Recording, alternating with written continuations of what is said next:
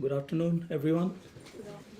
Welcome to monthly satsang from Bruce, our dera, our master's dera.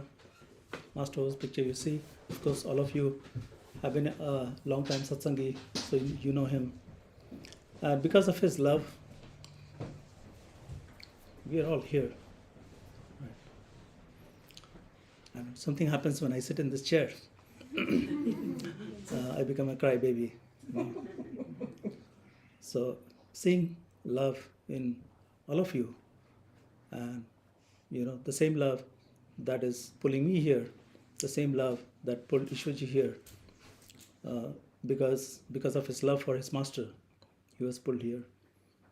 A lot of people probably know that he was here because his master has this wish for him to go to West and spread master's teaching.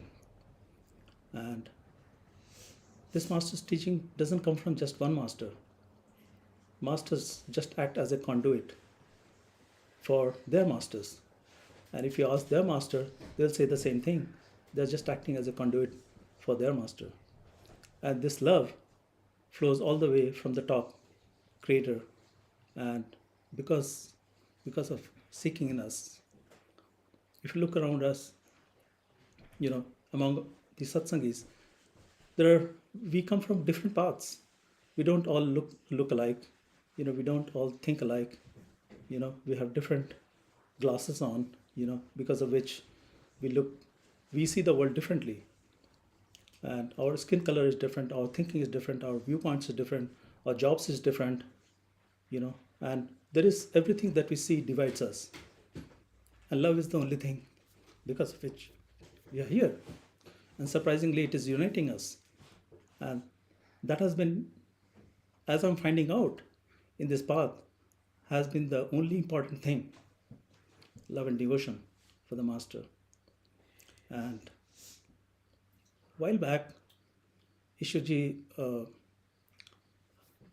I did not know what is the meaning of seva. I'm also new in this path. I did not understand the importance of seva. And we are gathered here on the occasion of Labor Day to do Mitti Seva. And Ishwarji always put a specific importance on doing seva, especially Mitti Seva, where in Dera Byas, he himself carried a brick to fulfill his master's dream. And his master's dream was to also build something for his own master, Baba Jamal Singh Ji. And so all satsangis, all disciples of great master put their effort, carrying a brick at a time to see their masters or Baba Jamal Singh's dream fulfilled. Even though Baba Jamal Singh himself did not actually want to build anything. It was Baba San Singh Ji's desire that there should be something for his master. And Baba Jamal Singh sort of said that, okay, if you want to build something, go ahead, because it was his disciple's wish. And Baba Jamal Singh Ji gave a go ahead. And of course, Baba San Singh Ji wanted to build this place where all disciples could come, gather, have meditation experience, have satsang, and spirituality could grow. And similarly, Ishwarji also wanted to do the same thing for his master, because I can see a parallel between Byas and here. When Baba Jamal Singh Ji came on the orders of his master, Swamiji Shivdayal Singh of Agra, to come and settle down around Byas to spread his master's teaching. And it was not Swami Singh Ji's own teaching, but it was his master's teaching, probably Tulsidas, who was his master. So all these masters are carrying on their own master's work, and they don't attribute anything to themselves. So in the same way, Ishwarji also wanted to build a dera here. And the intention is not to dedicate it just for himself, but he wants to dedicate it to his master, because his master wanted a dream to be fulfilled, which is moving of axis of spirituality from east to west. The other day I was in Bruce, and while actually coming to Bruce from Rice Lake, I saw a sign, God bless America. And I think this slogan is everywhere. I thought it should say God bless America as well, because because in the East, uh, they have been blessed with masters for a long time, and it is time for US to have and Western countries to have that blessing of masters coming here and blessing this place, and which has been predicted by great master Huzur Maharaj, Baba Sahib Singh Ji. So, and amazingly, we are all part of this. What are the chances? Can you imagine that, when Dera Byas was coming up, and imagine Jamal Singh Ji has just stepped his foot on that place, and some of us are part of that. Just think for a moment, right? So, it's possible that we are also taking the similar journey. It's in a different place, and what an opportunity we have been placed with in front of us, that we could be part of this sangat. We have seen Ishwarji up close. We have interacted with him as a friend. He has been our master, and he has had roles in so many dimensions that we can't even imagine, right? Because master knows us more than we know ourselves. So I'm sure he has been playing a role in every facet of our life. So what an opportunity we have been presented with to sort of relive, what has happened in the past and completely reshape the world of spirituality. That is not to be seen as an ego, but we are doing service to our master, right? And so sometime back, Ishwarji texted me and said that I'm so happy that you as well are part of this dream of mine of creating a dera here, which he's gonna name Dera Baba Sahib Singh Ji. And he always reiterated that. And I thought, look at this great man, he's sharing that love, and expressing it, that you are part of that same dream that I had. And all of you are part of, by being here, all of you are playing a huge part in that, right? So I'm so happy that all of you could be here and doing your own little part of carrying a single brick and making this something that is going to last for a long time. As Great Master had himself said, that it is going to be a big flourishing place. So we are playing that part, and how it will turn out, that time will tell. But all we can do from our vantage point is just carry one brick one at a time. So, and no seva is higher or lower, right? So some are cook, some are artists, some can just write check and don't have, any other creative skills. But it comes in many forms.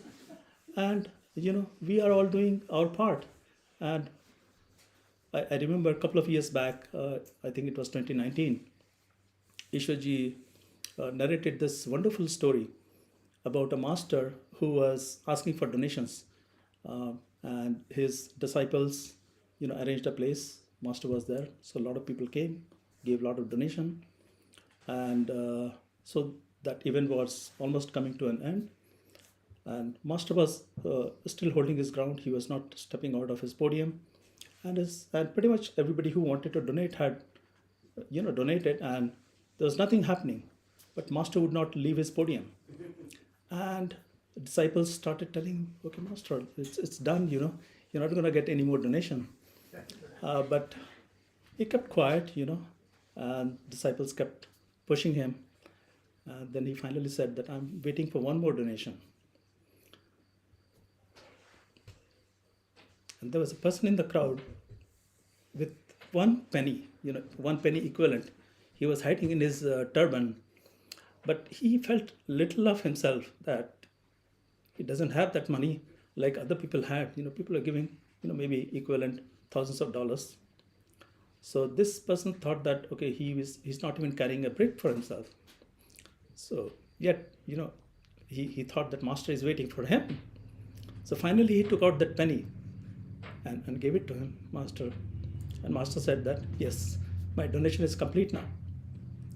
So, it is just like us, doing our little seva for him. So I'm so glad that, on this journey, you all are, brothers and sisters, co-travelers, traveling on this path, trying to see to it that his journey is meaningful. The path we are on, his dreams are completed, and it is not just about having a building. Building is just a physical place. It has nothing to do with spirituality. But unfortunately, we are starting from this physical place, that we only understand physical things. So, and everything that we see is outside. So we don't know where to go. So the things that we can relate with, those are the things that will ultimately lead us to wherever we desire to go. So similarly, the data provides that mechanism, a place for us to gather and talk about the truth, talk about the messages that Master has left with us. And so that is very important. And he has said that a lot of disciples want to come here in this place. Dera is a house. Dera in Indian word, Punjabi word, means a house. And truly, this is a house. This is a spiritual house. It is our Master's house, right? So, and a lot of people, when you want to go somewhere, naturally nowadays we think that, okay, let's go to Bruce. So somehow this is not even a second home, actually first home. If you were to leave aside everything that you have and want to go somewhere, probably you would want to come here. So it has such a strong spiritual significance as well, that you don't consciously think about living, but your inner being wants to be here, wants to be in the similar company and talking about Master. So, Ishoji, before leaving, he made me chairman for this building committee, which I was completely surprised by. This is among the so many surprises he threw at me. But I thought, I can never do a justice to any position, especially building construction committee. But he wanted it, so I had, I could not say no. When he hands over a task to you, you just accept it, and you just surrender it, because, he has his reasons why he is doing it, which you cannot see. You just follow his order. If he wants it done, he will take care of it. So I assume that responsibility. And we have been, struggling for quite some time, but I think we are at a point when we are very close. I think a lot of people can feel that, a pavilion or a dining hall was recently built. So these are small steps, and it is not just a building that we are making. It is a place for people to come and gather and talk about spirituality. So if we make a building but people don't show up, it has no meaning. It doesn't serve any purpose.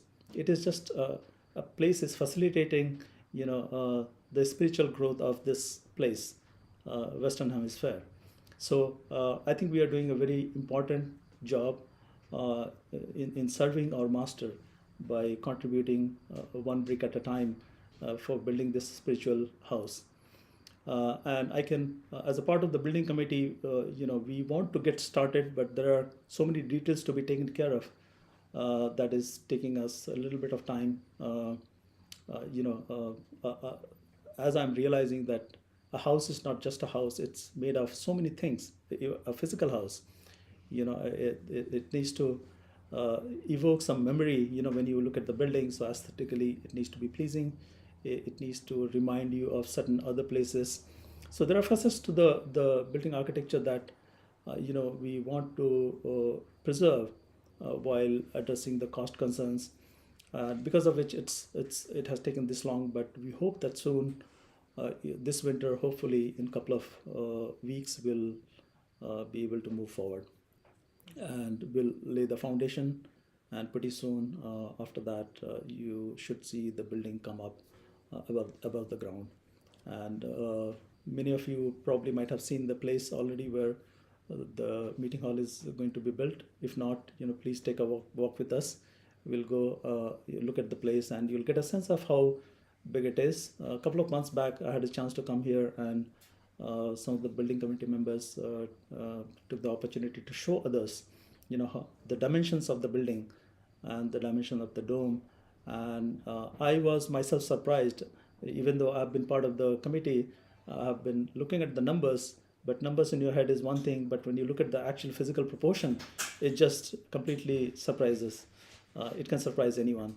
So I was very happy that it's not a small building, and it will be able to accommodate 400, 500 people at a time, and I'm sure it's going to grow with time as well.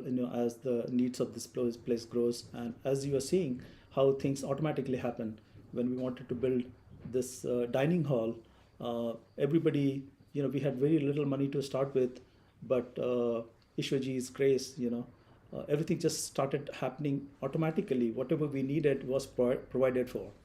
People here who have been part of this can attest that how magically the whole thing happened. And today we had the dining experience in that small hall.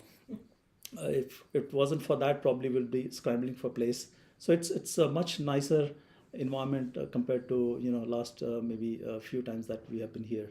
So I can report that we are making a progress. And when Ishwarji said that you have become a part of my dream, I knew that what he meant. And only I could hardly imagine at the time that I would be involved in this way. But I'm seeing upfront, what he, the magnitude of what he imagines, and of course, everything that is happening is because of him. If the money is not there, probably it is, it is not the right time. But I believe when there is a right time, everything will happen, and I have seen that happen. And masters have said that if you have love and devotion, that is the only thing you need. And actually, in preparation for this meeting, I thought, let me look over last, few years of email that he has sent me. And I realized that there was an important mail that I hadn't really paid much attention to somehow. One can do that, because I was not in the right frame of mind probably. So I thought this is a very important message, and it was just a poem that he sent me. And I sort of ignored it at that point. So I thought it will be nice to share this. This is Guru Bhakti. So Guru Bhakti means love and devotion for Master.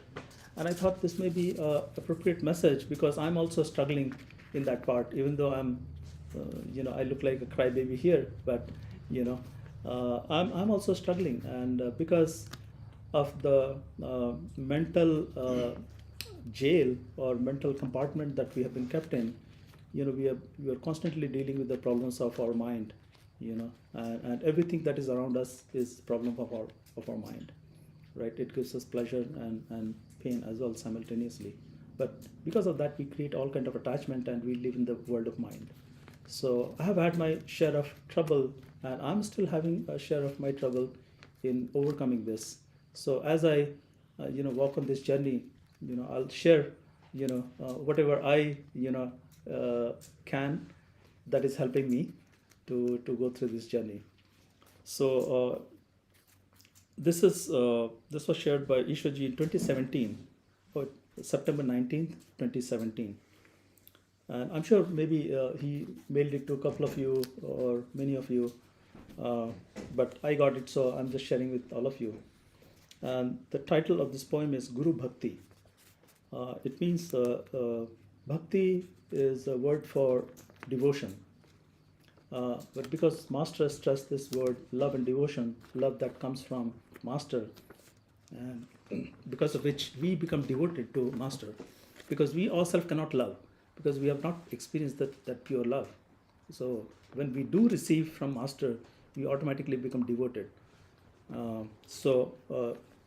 Guru Bhakti is love and devotion of Master. So this poem is in Hindi, actually Punjabi, but I'm going to translate that. Malik ne kiti daya. Malik means you can say creator or Lord or Master, has shown compassion. Rom rom mera khil gaya. Every cell of my body has become happy. Jhukna sahaj ho gaya. It has become easy to surrender my ego. Pura Sadguru mil gaya. Complete Master or the perfect living Master has found me. गुरु माता पिता है. My guru is my parent. गुरु गुरु ही है आत्मा. My guru is my soul. गुरु अंतिम चिंता है. Guru is my last abode. गुरु ही है परमात्मा. Guru is my over soul or higher soul or God. मन है पुतला वहम का. My mind is just an illusion of ego. माया है अज्ञान की शक्ति. Maya is the power of false knowledge. Guru है सागर प्रेम दा. Guru is an ocean of love. आत्मा है गुरु भक्ति. Find soul in devotion of master. गुरु भक्ति ही एक तंत्र है. Guru's love and devotion is the only science. गुरु भक्ति काम दा अंत है. Guru's love and devotion is the end of passion. गुरु भक्ति एक यंत्र है. Guru's love and devotion is an instrument. Guru Bhakti क्रोध दा अंत है. Guru's love and devotion brings an end to anger. Guru Bhakti ही एक मंत्र है. Guru's love and devotion is a mantra. Guru Bhakti मोह दा अंत है. Guru's love and devotion is an end to attachment. Guru Bhakti ही एक पंथ है. Guru's love and devotion is a path to enlightenment. Guru Bhakti लोभ दा अंत है. Guru's love and devotion is an end to greed. गुरु भक्ति ही एक ग्रंथ है. Guru's love and devotion is a devotional book. गुरु भक्ति अहंकार दा अंत है. Guru's love and devotion is an end to ego. गुरु भक्ति अंदर बाहर है. Guru's love and devotion is both inside and outside. गुरु भक्ति 10वां द्वार है. Guru's love and devotion is the secret to the 10th door. गुरु भक्ति ईश्वर नाल प्यार है. Guru's love and devotion is the love for ईश्वर. गुरु भक्ति नाल जाना उस पार है. गुरु भक्ति नाल जाना उस पार है. With Guru's love and devotion we can go beyond mind's realm. गुरु भक्ति नाल आया मिठास. Guru's love and devotion brings sweetness. गुरु भक्ति नाल मिटे हर प्यास. Because of Guru's love and devotion it quenches all thirst. गुरु भक्ति है काल दा विनाश. Guru's love and devotion destroys काल. Guru Bhakti ईश्वर विच निवास. Guru's love and devotion is living in ईश्वर's will. Guru Bhakti सतनाल मेल है. Guru's love and devotion is meeting with truth. Guru Bhakti मालिक दा खेल है. Love and devotion is the play of the creator. Guru Bhakti है प्रेम दा खिलना. Love and devotion is blossoming of love. Guru Bhakti है ईश्वर दा मिलना. Love and devotion is finding Ishwar inside. And I love the play of the word. Ishwarji is sending, this poem with Ishwar all over it, And as I'm struggling in this path, he is constantly reminding me that, this path is about love and devotion.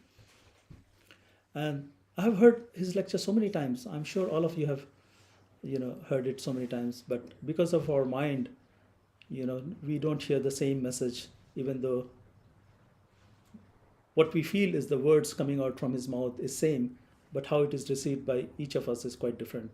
Yesterday somebody was recounting a story about two people sitting and getting an interview with Ishwarji. Same words from Ishwarji came and hit them, and they heard completely different things. And what they wanted to hear was completely opposite, and they heard completely opposite from the same message that came from Ishwarji. So, I've realized over time that, and because of my struggle with meditation, that he ultimately emphasizes everything on love and devotion. And he says, even in meditation, when you are attempting meditation, why are you meditating yourself? Why don't you meditate with your master? And I know he recounted stories about so many of his friends who had struggles for years. And I was counting years that, okay, it has been 6-7 years for me and I haven't got a clue, what's happening. And I will immediately think of this person, whose story he recounted so many times, that for 30-40 years he had been meditating 2.5 hours every day, and then he hasn't seen anything. And I was worried inside And I am worried inside that, okay, similarly, a number of years would pass and I'll look back and see that nothing has happened. But is he right? When he's saying that love and devotion is the only way. In my quest, I started reading a bunch of other books and other masters of Santmat. And amazingly, this message is so true. It is taught by all the masters who are perfect living master, that when you meditate, when you think that you are doing it, yes, initially you have this blind faith, and with that faith you are sitting in meditation. But don't sit yourself. Sit with love and devotion. Most of the time we sit and mechanically put 2.5 hours, think of whatever we want to think, and the time passes, and you look at your watch and it's over, you have meditated. Or we listen to lectures. We listen to lectures as if it's a story that you're listening, and then you listen from one year, from the other year you just discard it. We somehow don't apply the practice in our life. When we met Ishwarji one time in London, and he asked us, what is it about my lectures that you like? And we were surprised. Wow, we didn't know where to start from, so we had to sort of sort everything in our head and figure out what is the most important thing we could share with him. So one of the things that we shared was, how you focus on being this path being so practical. You talk about if somebody wanted to go to Waikiki, so you can show, okay, in the map where Waikiki is and how you can buy a plane. You can go there and look at the beaches and get the taste of that place, see what it is like to be in Waikiki, how beautiful it is. But if you just look at the travel plans, if you just hear somebody else's experience, that's not going to do anything for you. So why don't you buy a ticket yourself and go visit that place rather than just talking about it? So that part we found amazing, that this is a person who not only talks the talk, but he walks the walk, right? He encourages that from you. There was that reminds me of an interesting story, that there was a man who wanted to win a lottery ticket. And so every day for an hour or so before sleeping, he would pray to God. God, I want to win a lottery ticket. Can I have it? Every day. So a number of years passed. He did not win a lottery ticket. And he was again praying, and the sound came saying that, I'm ready. I'm willing to give you a lottery ticket. You just have to buy the lottery ticket. Why don't you go and buy? So it is not enough to just pray, right? So if we just listen to lectures every day, and do satsangs, that is helpful as an encouragement. But you still have to go that last mile of sitting in meditation, thinking about him with love and devotion. So he's ready. I think Lord Krishna was asked by Uddhav. Uddhav said, Krishna, you know everything. You're the Lord of the universe. Why don't you just uplift everybody who is around you? What is the delay? People are struggling here. You can just give them enlightenment. You are so powerful. And Krishna said, are you sure these people really want enlightenment? I don't think so. Why don't you go ahead and check with others, if they want enlightenment or not? And Uddhav took up that challenge. And he went around. He asked people. So as he was trying to discover whether people are interested in finding the true knowledge or not, he ran into a pig, and he asked a pig, do you want enlightenment? Do you want to go to heaven? And pig is asking, oh, what is in the heaven? Do you have this mud there? Do you have this trash over there? No, we don't have trash, but there are much more beautiful things, What am I going to do with that if the trash is not there? No, I'm not interested.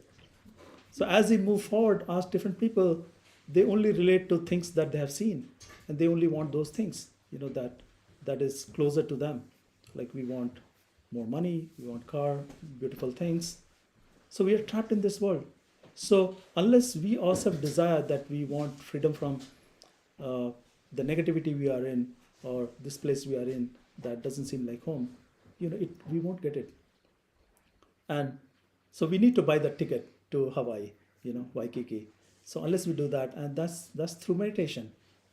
Masters have always said that you have to give your own time.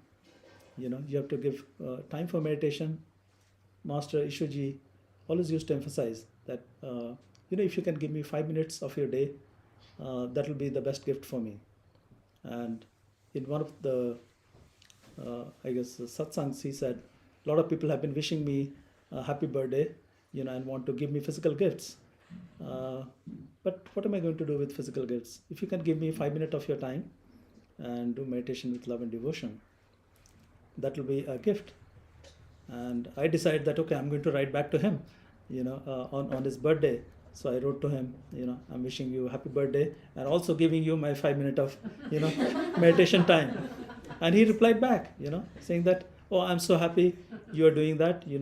I treasure this much more than any physical gift that I can have.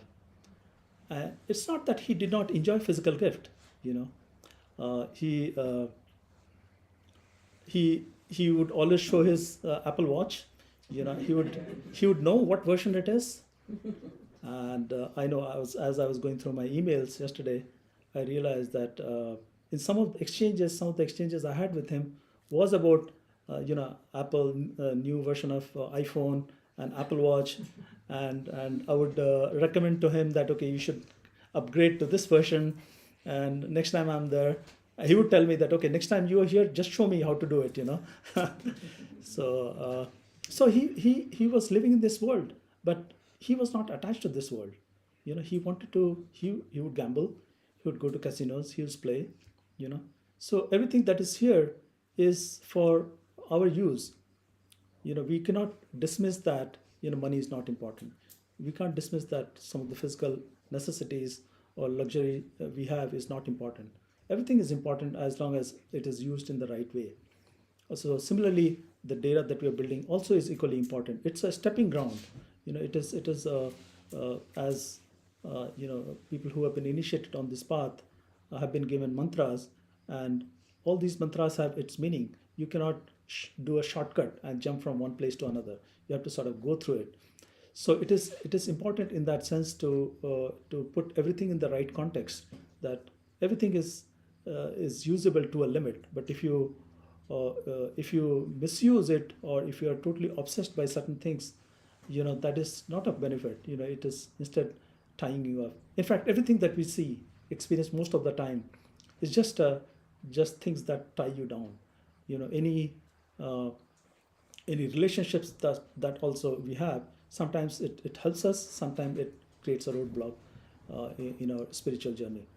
In fact, in India, a lot of people say that after you reach certain age, you go into a different stage of life, vanaprastha ashram. That means you have sort of taken care of all your duties. When you're a child, you go to school, and at some point you get married, you have a job. So you carry on with all your life's duties, because we are here on this physical existence in this physical body to take care of some karmas. This is called karma bhumi, where actions happen. So actions and reactions happen. We sort of create new karmas, and there are other places, in other life forms where we can pay whatever we have accumulated. The way we act now, we have to reap the rewards of whatever positive or negative thing we end up doing. So there's in the Indian system, there are stages of life, and at the last stage, you sort of have completed all your duties. That sort of reminds me of the duty just I completed. Sent my son to college, but it's not completely done. But you can't ignore, whatever your responsibilities are. You still have to take care of that. But at some point, you have to sort of wean away, and according to that sort of philosophy of living, you go into vanaprastha ashram, where you go into a place that is more isolated and talk about spirituality, sort of talk about your next steps in your life. Because whatever we are doing, that is a step towards what is going to happen next. So you sort of get ready to transition onto your next life. So you have taken care of all your responsibilities. But when you're a child, you still have to go through a lot of phases of life. You have to have your job, you have to have a means of income and so on. So whatever is in this life around us, we still have to take care of it. We have relationships we need to take care of. We need to feed ourselves. All the masters, they took care of themselves. They were like ordinary in the sense of physical people. They were also physical persons. They had taken birth, and they were child. They also found a master along the way. And but they had to carry the whole life's journey, and they had to, as Master Ishaji used to say, sha sha sha. You need to take care of all that. So things cannot be ignored. Everything has to be taken into the right context and made use of. It can be beautiful. This place can be hell or heaven at the same time. So we don't need to experience heaven somewhere else and hell somewhere else. We can all find hell and heaven here. Depends on what we want to make of this place. And it's so wonderful that all of us found this love flowing from this master. I cannot imagine in my wildest dream that a person holding such a totality of consciousness could be so close to us. And so I sometimes think that that sort of deceived me. How ordinary he was. He could come to your level, act as a friend, and sort of not make you realize that his consciousness is somewhere else, but he is talking to you at your level. So I feel like we are just a small child. How if you have, all of you must have experienced your mother's love. And in Indian philosophy, a lot of these things are compared with mother's love, because compared to mother's and father's love, mother's love is much stronger, and it lasts for much longer time, and there's more sensitive. So if there is a small child, and how mother kind of takes care of small child, even though whatever she is doing, her part of mind will always be running towards the child. It will know what the child is doing at any point in time. So as I left my child at college, I realized our thought, so often go back to his, whether he's safe or not, whether he has eaten or not. So similarly, if a master who holds much larger consciousness, would he not be worried about us, who are just a small child spiritually, right? So his attention must be always, especially if he has initiated us, to make sure that we are doing well, not only spiritually, but he helps in other ways also, because he's as a master, he has taken care of our complete responsibility. And he says, even though he meets a person just for once, he says that I'm going to be your friend forever. And forever meaning beyond time and space that we even cannot imagine. So that kind of commitment, who makes that kind of commitment? We can hardly keep our commitment or friendship for a day, and few words come out the wrong way, and you're willing to kill the other person. So and you can see in our relationship, our interaction with people, that we are divided by our approach, our thinking, our opinion, our background. We talk about things and differ with each other based on some concept that we borrow from the world. Things about religion, right? And we think that, okay, whatever religion is teaching is right, and we just steadfastly believe whatever we hear. That doesn't mean that it's untrue. It's just that we don't completely comprehend the meaning of it. And I think one of the job for Ishwarji was to come here and explain it in such a straightforward terms. I was just talking this morning to someone, and we were talking about the appeal of Master Ishwarji, that he did not borrow any concept from anywhere.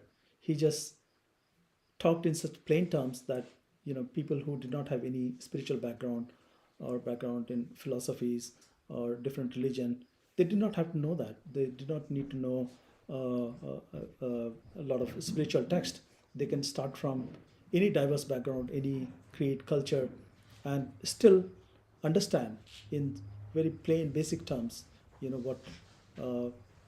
what this path is about, what his teaching is, and that is what also appealed to me. That in one hours of his talk, I can convince a part of me that wow, I have never heard this kind of philosophy or path, and finding yourself, and it totally broke my assumptions. I was also running around, every few weeks or once in a month I would go to bookstores where there'll be a lot of books of different masters. I'll comb through that and see if there is anything interesting. But after meeting Ishwarji, it just felt like I don't need to read any book.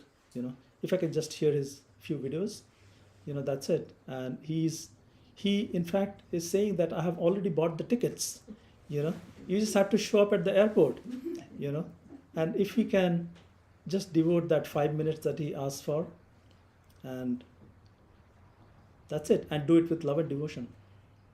I know I've spent a lot of 5 minutes, but it has not worked. And I am realizing, in my journey that it is actually about not having an ego, and surrendering completely to your master. And through the struggle of making a dera here and making everything in our life, I realized that you can struggle on your own and not ever reach what the goal that you want to reach, never get anything that you really want. So why are you struggling yourself? He's saying that you can have a deal with him, right? He himself had a deal with his master. That doesn't mean that outside he was not at least showing that he's suffering.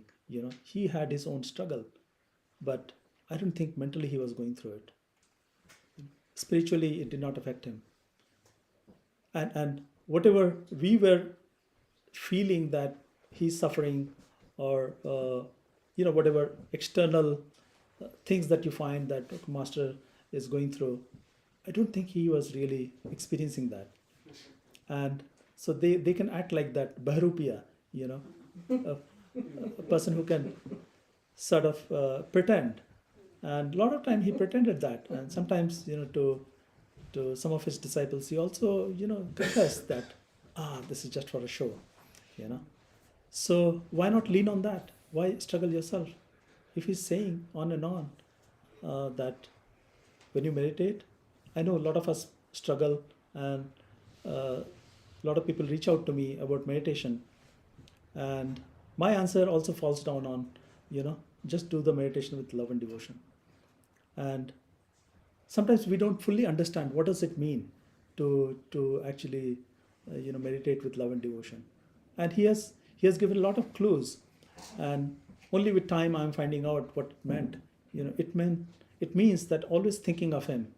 So if you cultivate your mind into constantly thinking of him, like if you're cooking, right?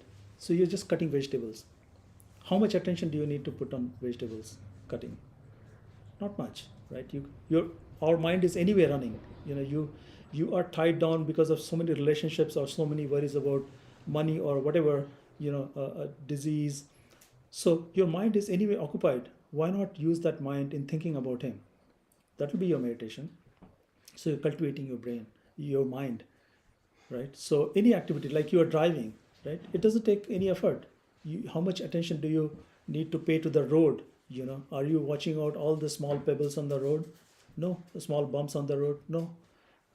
So you can probably 80-90% of your mind can be occupied in his thoughts, and somehow that will reduce the fatigue that you experience of driving. In fact, you'll come out much more refreshed thinking about him. So it is about cultivating, or master used to say that spiritual path is not about thinking of master at particular time, like at the time of meditation you just think about him. It is not that. It is about completely changing your lifestyle and living in his will. As the poem that I was just reading, it says, live in Ishwar's will. So living in his will means completely thinking about him all the time, whenever we can. It's like a mother thinking about a child.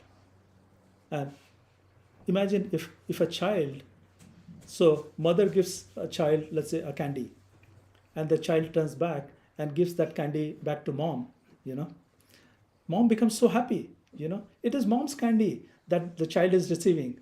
And upon receiving the same candy back, let's say a part of the candy back to mom, mom feels so thrilled, you know. And this is just a mom and a child.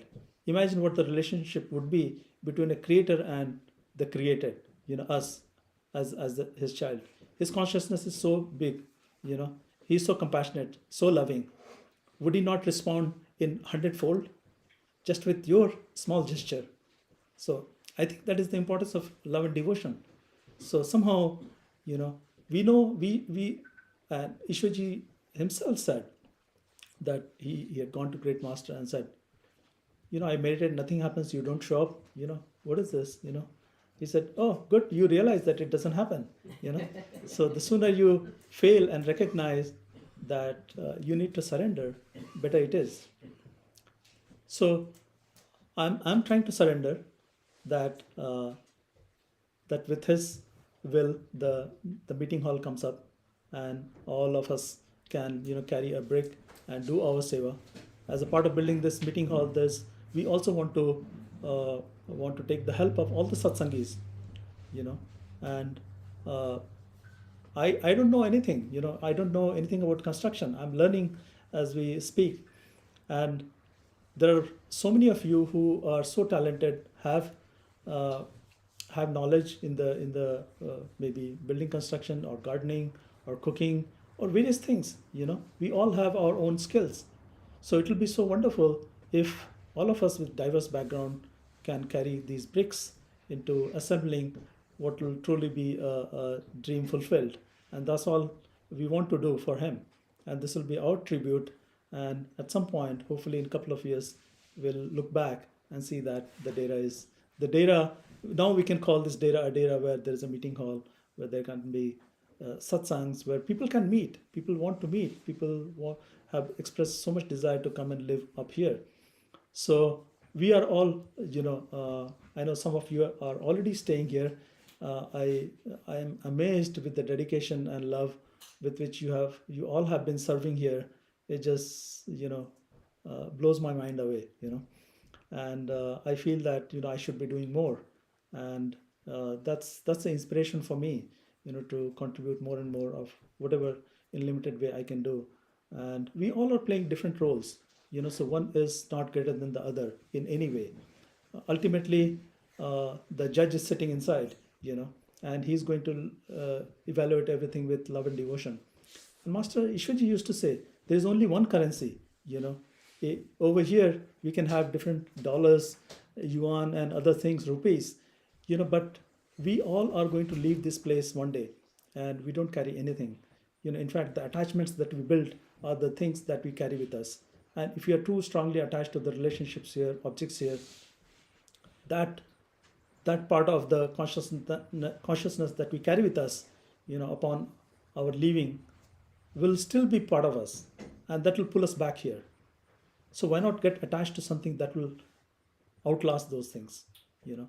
And love and devotion for the Master, the currency that is actually used in other places, you know, we can really use. So we can gain that currency now, you know, and only in this plane, you know, out of all the 8.4 million life forms that Master used to talk about, you know, out of that, and so many of plant life forms in the plant kingdom, animal kingdom, it's amazing that there's just one life form that we have been given. And somebody in the morning was saying that it's like, you know, we have been given this unique opportunity. An analogy he drew was an apple falls from the tree to the ground, you know. So it's like apple falls down, it doesn't go up. So we have been given this opportunity now. You know, who knows whether we will get this opportunity again.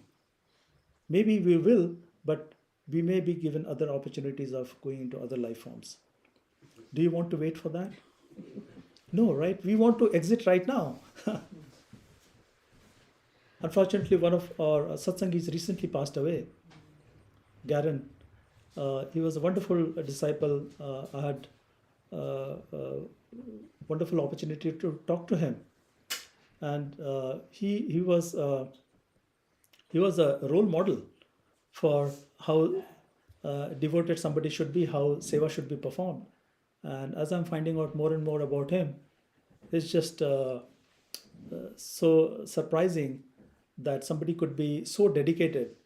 And throughout the years, as Ishwarji wanted to have this meeting hall, he has been doing, him and other satsangis have been doing considerable work in making Ishwarji's dream come true. So I think all of us need to uh, earn that currency that is going to last much longer than we are in this plane. So I wish that all of us can, through the seva that we have been offered and diverse kind of skill set that people have, can contribute in seeing that our master's vision is brought to fruition, and and uh, uh, and we can forever be remain part of this dream, not only in concepts but in reality. And we can look back one day and say that, okay, I've been part of this dera, which is similar to, dera Byas or other places. It doesn't matter where it is, wherever your master is, that's where the dera is. So our master wanted this place for his dera. So this is all our house, spiritual house. So I hope that all of us can have this currency that is going to last forever beyond this plane of existence. And I wish you all of luck. And I wanted to have special emphasis on love and devotion. And fortunately, Ishwarji also provided me with this right opportunity, and so I wish good luck to all of you. And let's keep on carrying that brick. Thank you so much.